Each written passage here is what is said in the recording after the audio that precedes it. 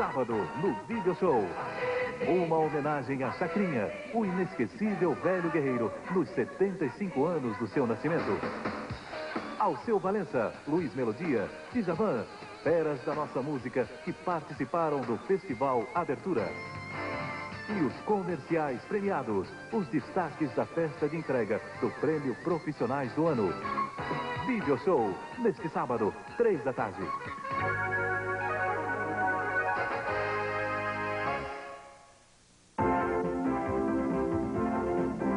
Fundação Banco do Brasil e Fundação Roberto Marinho apresentam Floco Ciência.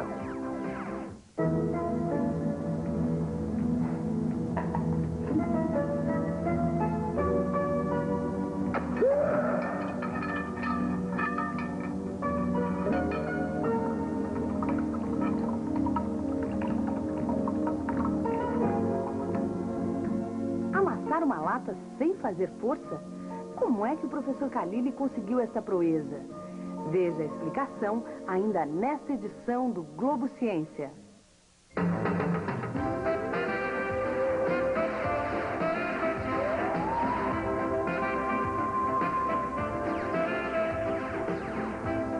Bom dia. Os índios do Xingu homenageiam os caciques mortos com uma linda festa. É o Quarupi, a cerimônia da morte que reconstitui a tribo e ajuda os índios a continuarem a vida de todo dia. O programa de hoje mostra a lenda do Quarupi no especial realizado entre os índios Camaiurá por Minito Gomes, diretor-geral do Globo Ciência. O sentido da vida e da morte para as tribos do Xingu e as imagens emocionantes da celebração você vai ver no final desta edição. E veja também os segredos do funcionamento do câmbio dos carros e a ligação de muitos telescópios que vai fazer os cientistas saberem mais sobre o universo.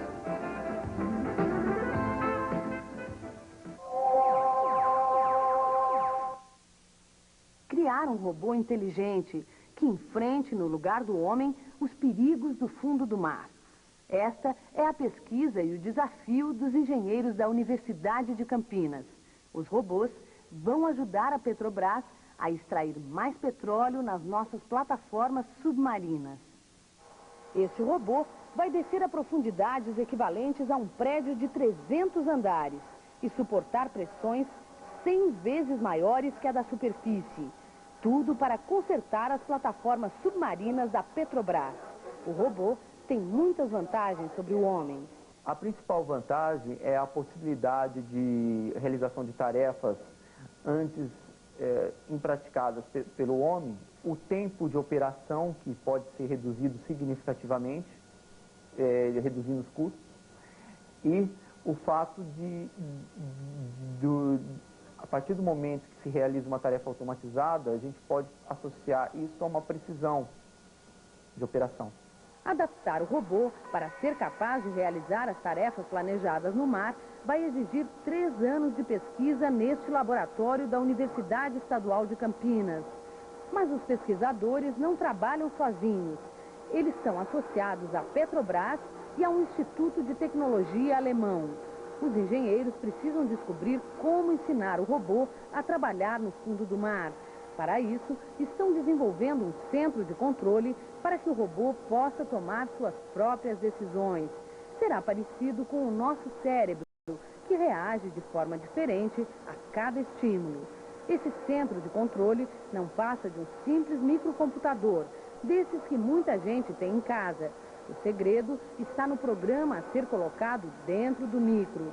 Nesse programa que a Unicamp desenvolve, os pesquisadores vão introduzir dados das dimensões do ambiente e do próprio robô. Assim, a máquina vai poder calcular matematicamente como o robô deve agir para consertar válvulas, apertar conectores, cálculos tão precisos que vão evitar, inclusive, que ele bata em qualquer obstáculo. Vai ser desenvolvido um sistema automático de detecção de colisões do robô com ele mesmo, ou robô com esse meio ambiente de atuação, de forma que represente exatamente o movimento real do sistema. Hoje, as operações em águas profundas, a mais de 400 metros da superfície, são realizadas por manipuladores. um mini submarino não tripulado com braço mecânico, controlado pelo homem. A vantagem do robô sobre o manipulador é que ele vai trabalhar sozinho. Para mergulhar, o robô vai ganhar novos dispositivos. Um deles é a base móvel, um tipo de carrinho com rodinhas para que ele possa andar. A base móvel será encaixada numa rede de trilhos, colocada no fundo do mar em contato com uma plataforma de petróleo. Os pesquisadores também vão construir uma maquete. Nela, todo o sistema será testado. A partir dessas dimensões, torna-se possível você fazer um programa onde você tem uma visualização do sistema. Você consegue planejar todas as tarefas do robô em computador e executar posteriormente. Cerca de 70% da produção nacional de petróleo vem de plataformas localizadas no mar. E agora foram descobertas novas bacias petrolíferas a 1.000 metros de profundidade. Por isso, é ainda mais importante o trabalho desse robô que só falta falar.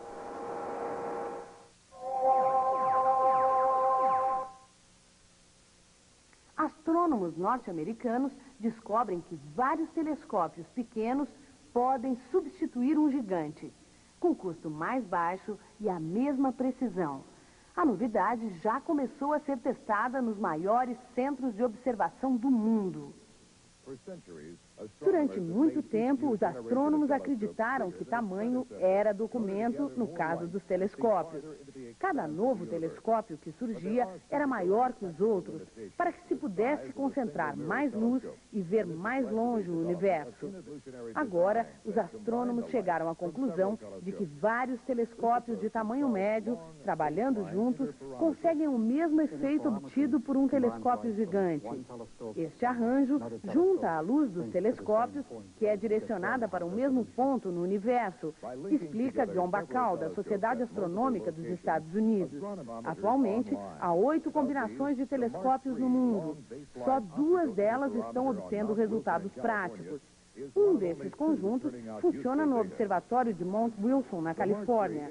Lá funcionam 2 telescópios de tamanho médio, dispostos numa área de 30 metros quadrados. Eles são controlados por um computador que os mantém atentos aos mesmos objetos. Em uma noite com boa visibilidade, os astrônomos de Mount Wilson conseguem observar com precisão cerca de 200 estrelas. Os dados vão sendo acumulados no computador. Depois, são levados para o Centro de Pesquisas de Mount Wilson, onde os cientistas conseguem medir o diâmetro, as massas e as trajetórias das estrelas, além das atmosferas de cada uma. Já existem 5 telescópios múltiplos em construção no mundo. Um dos planos é aproveitar o maior telescópio do mundo, o KEK, de 10 metros de diâmetro. Ao lado dele vão ser construídos outro de 10 metros e 4 menores, para que se consiga a maior quantidade de luz possível. Há planos mais a longo prazo, como fazer telescópios espaciais e outros com base na Lua, para eliminar totalmente a interferência da atmosfera. Os astrônomos calculam que assim vão poder analisar astros a 12 ou 15 bilhões de anos-luz da Terra e tentar responder às perguntas eternas sobre a origem do universo.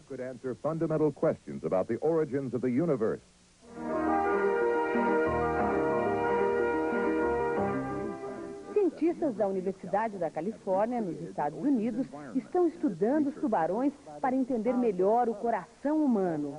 Os tubarões são colocados dentro de tanques especiais e submetidos a testes de esforço físico semelhantes aos realizados pelo homem.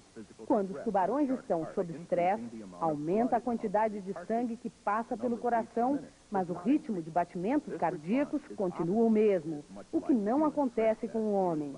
O coração de um tubarão funciona como um coração transplantado, que também não registra aumento da frequência cardíaca, mesmo quando submetido a esforço físico. O batimento do coração humano é regulado por uma série de nervos que o envolvem. O dos tubarões por substâncias químicas que circulam no sangue. Os cientistas descobriram que o coração transplantado também é controlado por substâncias químicas. Essa descoberta vai ajudar a melhorar as técnicas de transplante de coração. Answer basic scientific questions. Como funciona o câmbio? A força gerada pelo motor de um carro é levada até as rodas por um sistema de eixos. O motor faz o eixo principal rodar. A caixa de transmissão, ou caixa de câmbio, é encarregada de transferir a força do eixo principal para os eixos das rodas. Os carros têm, geralmente, 4 ou 5 marchas. Cada marcha corresponde a uma variação de velocidade. A primeira, por exemplo, é uma marcha de força. Serve para colocar o carro em movimento. A segunda e a terceira são intermediárias. E a quarta e a quinta, marchas usadas para altas velocidades. Para trocar a marcha de um carro, é necessário pisar na embreagem e mudar a alavanca do câmbio de posição. A embreagem interrompe a ligação entre motor e eixo. Quando acionada, o eixo gira livremente, sem depender do motor.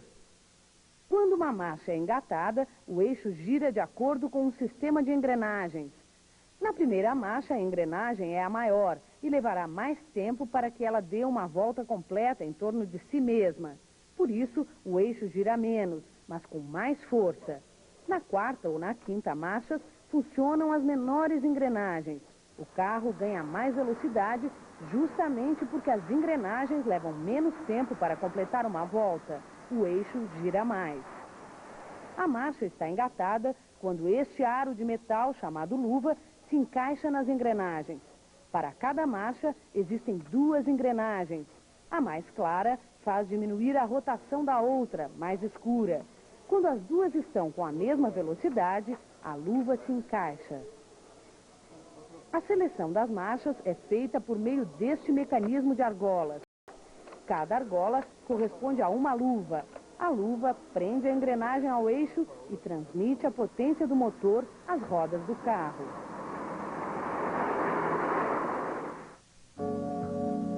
A agenda da semana. 32º Congresso Brasileiro de Química em Belém do Pará, de 26 a 30 de outubro. Informações pelo telefone 021-262-1837 ou pelo fax 021-533-3669.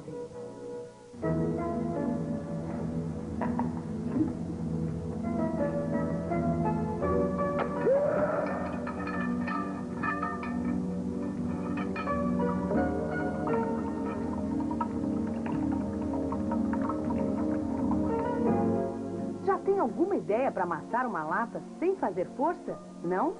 Veja como fazer na explicação do professor Atílio Vanin.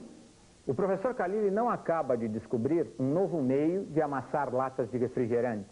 O que ele fez foi aquecer a lata e resfriar rapidamente, colocando-a em contato com água fria.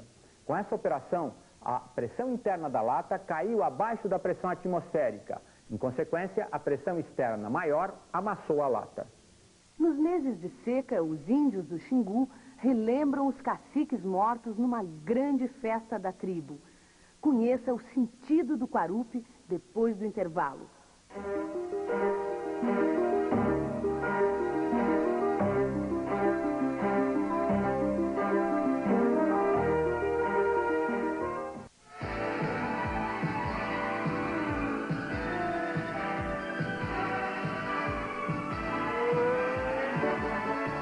Mundial de Fórmula 1, Grande Prêmio de Portugal. Neste sábado, a partir de 9 da manhã, você vai acompanhar ao vivo o treino oficial que define o grid de largada. E no domingo, as emoções do Grande Prêmio de Portugal, ao vivo, direto do Autódromo de Estoril. Domingo, 10 da manhã. Oferecimento Brahma Chopp. Na Fórmula 1, fique com a número 1. Samoa, para quem tem mais o que fazer. Nova linha Fiat 93, já nas concessionárias. Philco, toda a emoção do mundo em suas mãos. E Bliss, a bebida saudável. Nestlé. Para quem gosta de estar sempre bem informado, mas também de relaxar e curtir boa música, Globo Ciência e Revista do CD. Globo Ciência traz tudo sobre as usinas nucleares e a retomada da usina Angra 2.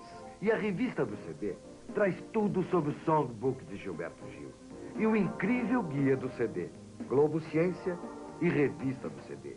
A qualidade que você merece só podia ser da Globo. Claro.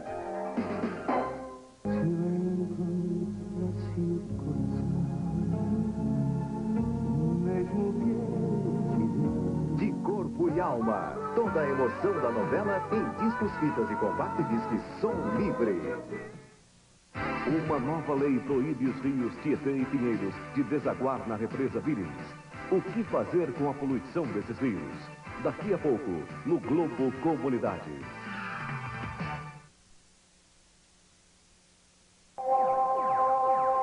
A homenagem aos guerreiros mortos é a maior festa dos índios do Parque Nacional do Xingu, no norte do Mato Grosso. A tribo de luto chama as outras para comer, beber e dançar pelo homem que se foi. São 3 dias de celebração que podem reunir 400 índios. Preparar um quarupi para tanta gente leva tempo e a festa só acontece quase um ano depois da morte do cacique, na época da seca. Nessa reportagem especial, o Globo Ciência mostra a festa e conta a lenda do quarupi. O quarupi celebra a morte dos caciques, mas é uma festa de vida. O índio recupera a força da tribo para continuar sem o chefe. A morte para um índio acompanha a vida inteira. Ele nunca esquece que a morte virá. Por isso, seu maior compromisso de vida é a felicidade. A antropóloga Renate Schertler viveu com as tribos do Alto Xingu. Para ela, o quarupi é a expressão suprema da morte e da vida dos índios. A grande lição que eu pessoalmente aprendi com eles foi a de que a morte é uma companheira de vida viável ao ser humano consciente. O que eu quero dizer com isso? É que a mortalidade do homem é alguma coisa que não deveria ser esquecida. Porque se eu não esqueço que um dia eu vou morrer, eu enobreço a qualidade de vida. O que se regenera pelo quarupi é a ideia de um homem total, um homem que tem, digamos, aspectos de animalidade, aspectos de planta, aspectos de gente, aspecto de estrela, aspecto de nuvem. É um pouco a ideia de que os seres humanos não sejam superiores aos outros seres, principalmente aos outros seres vivos. A ideia que tem as populações indígenas, de um modo geral, não só os alto-xinguanos, mas todas as tribos de que nós tenhamos conhecimento, é de que o homem se insere no conjunto dos seres vivos e não está acima do conjunto dos seres vivos. Ele não domina a natureza, mas ele é parte dessa natureza. A morte é, na verdade, a grande mãe da vida. Ela origina uma vida de qualidade melhor. Quer dizer, no momento em que você a integra, não como uma inimiga, mas como uma amiga, uma companheira constante. Então, vale a pena viver para ter visto um quarupi. E vale a pena eu viver para que eu tenha o meu quarupi.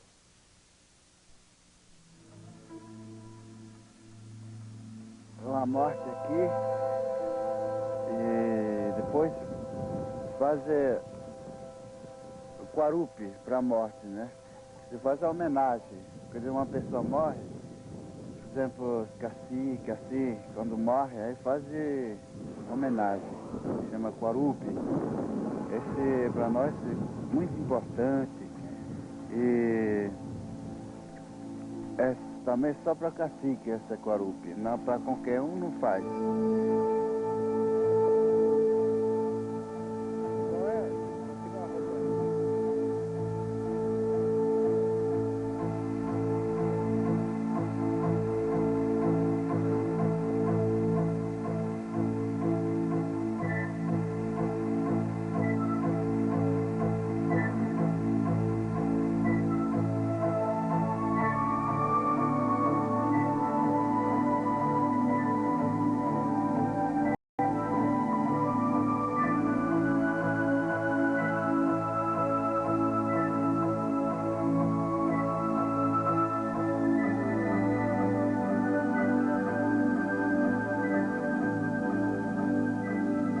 Você vai ver agora uma das mais raras imagens da história do homem.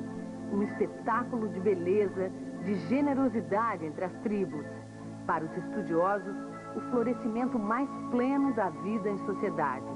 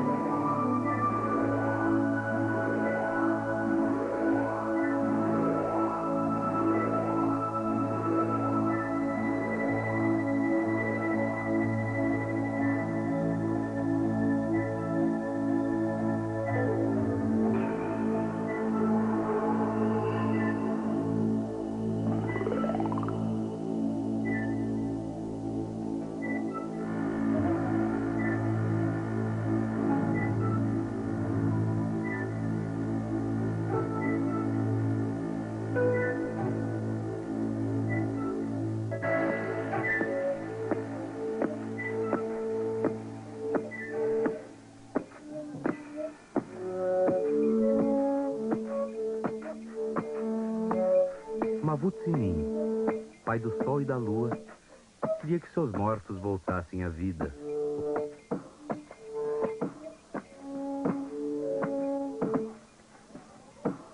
Foi para o mato, cortou 3 troncos da madeira quarupi, levou para a aldeia e os pintou.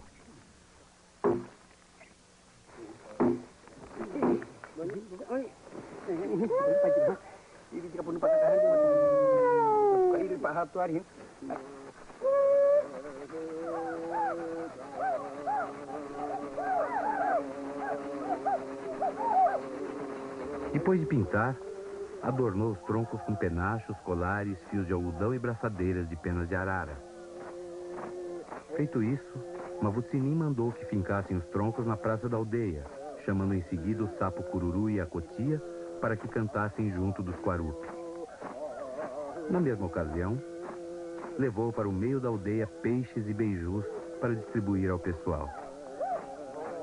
Os 2 cantadores, sacudindo os chocalhos na mão direita, cantavam sem parar na frente dos quarupi, chamando-os à vida.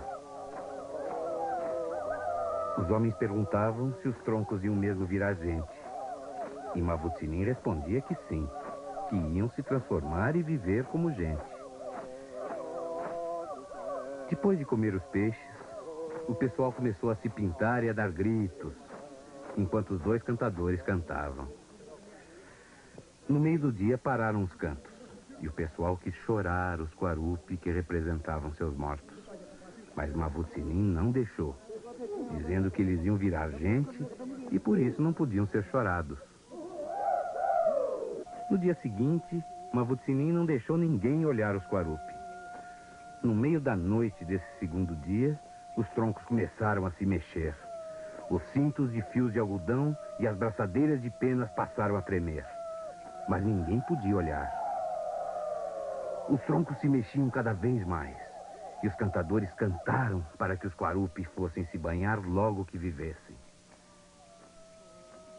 Quando o dia começou a clarear, os troncos já tinham forma de gente do meio para cima, com braços, peito, cabeça. O resto continuava madeira. E ninguém podia ainda olhar. Mavut-Sinim pedia que esperassem. O sol começava a nascer. Os cantadores não paravam de cantar. Os quarupi já tinham agora também uma perna de gente. A outra continuava madeira. No meio do dia, os troncos começaram a virar gente de verdade, todos se mexendo dentro dos buracos. Quando a transformação estava quase completa, Mavut-Sinim mandou que todo o pessoal saísse das casas e viesse gritar, fazer barulho, mostrar alegria, rir bem alto junto dos quarupi.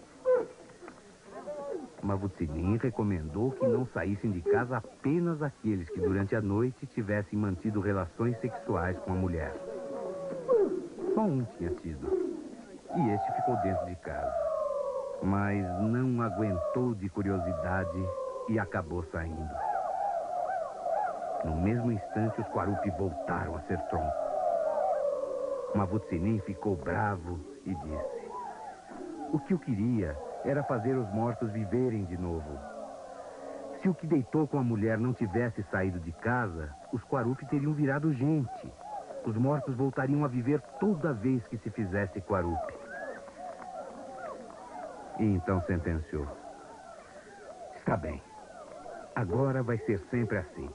Os mortos não vão mais reviver quando se fizer Quarupi. Agora vai ser só festa.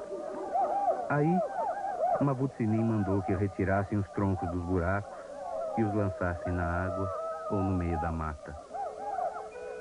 Não se sabe onde foram deixados, mas estão lá até hoje, no Morená.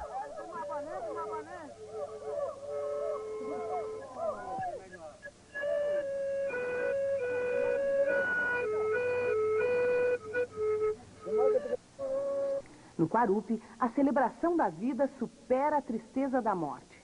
A equipe do Globo Ciência aprendeu a sabedoria camaiurá e dedica este Quarupi a Narciso Calili e Mimito Gomes, os 2 caciques do Globo Ciência que dirigiram este programa por 1 ano e que a morte afastou de nós.